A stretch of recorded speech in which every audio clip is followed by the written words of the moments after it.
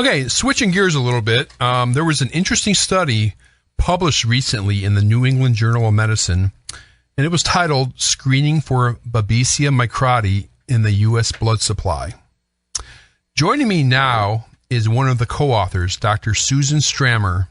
Dr. Stramer is the Vice President of Scientific Affairs at the American Red Cross. Dr. Stramer, welcome to the show, ma'am. Thank you. Okay, let's go ahead and start with some of the basics for listeners that may not be familiar with this parasite. So can you tell us what is Babesia microti and give us, how it's transmitted, the symptoms, and some other information like that? Sure. Thank you again for taking our article seriously and featuring it on your program. Oh, thank you. Yes.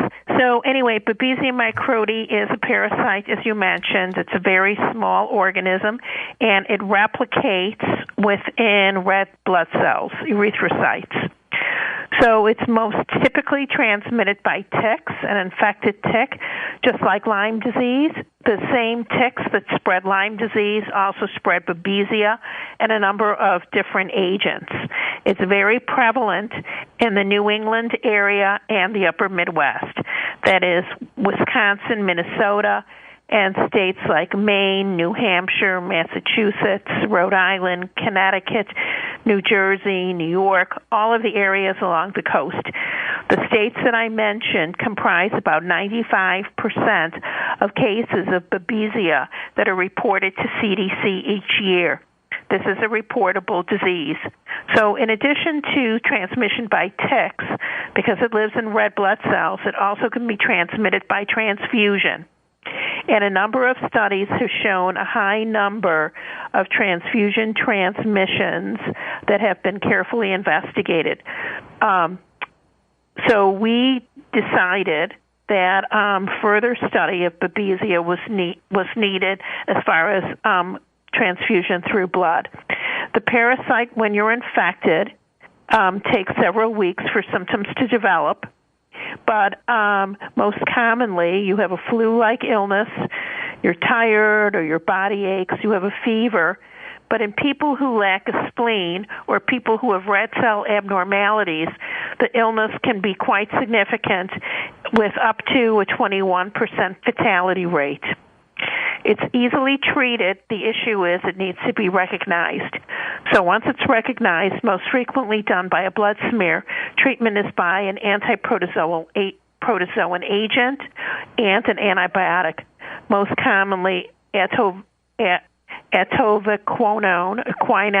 and azithromycin. So with that background, how would you like to proceed? Yeah, well, as you mentioned that Babesia is typically transmitted to people via tick bite, much like Lyme disease and anaplasmosis. Yes, anaplasma, exactly. Yeah. However, as you also mentioned, blood transfusion-associated transmission does occur, which brings me to your study. Can you explain what you and your colleagues did in the study as far as the methods and the geography? Yes.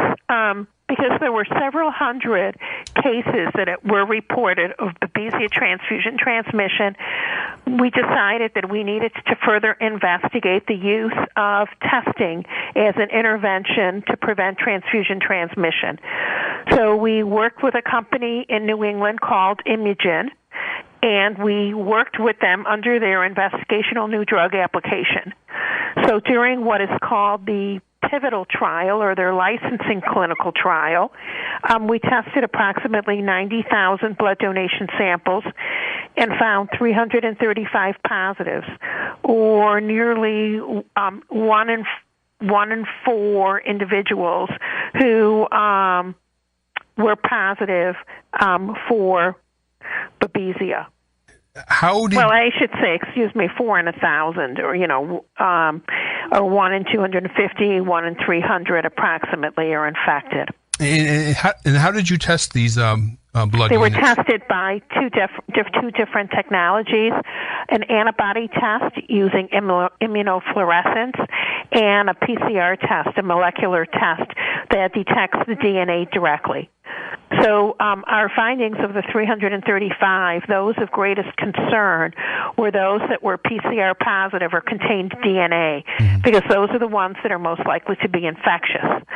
So 20% of the positives we found either were DNA positive only or a combination of DNA plus antibody. And when those types of samples were inoculated into an animal model, which is the hamster, nearly 50% of those hamsters became infected. So we knew not only were we detecting markers of infection, but that these units were actually infectious in a very sensitive animal model.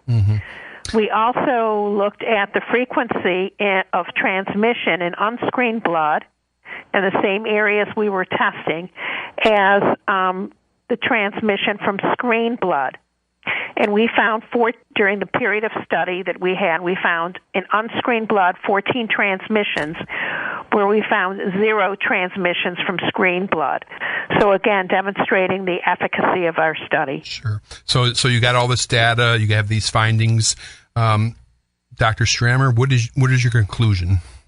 Well, our conclusion is that screening is feasible, screening is effective, and it's very important to use a combination of a PCR method or a molecular test and currently an antibody test so that all infectious units can be detected.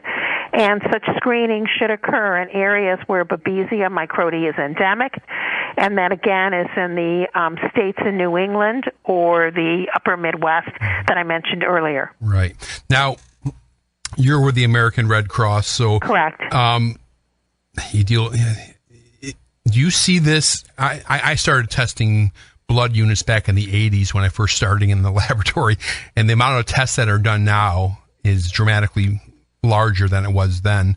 So do you see a practical screening test becoming part of the routine panel for blood units in the future? Yes, I do. And that was the point I tried to emphasize, that screening is feasible. These tests are before the FDA awaiting licensure. Okay. And yes, I believe that once licensed, FDA will require screening in certain portions of the United States where Babesia is common. Very good. Well, it was a very interesting study. I enjoyed reading it, and I'm glad you were able to come on. Thank you, Dr. Susan Stramer, for your time and expertise, ma'am. Okay, thank you. I appreciate it. Bye-bye. Okay, so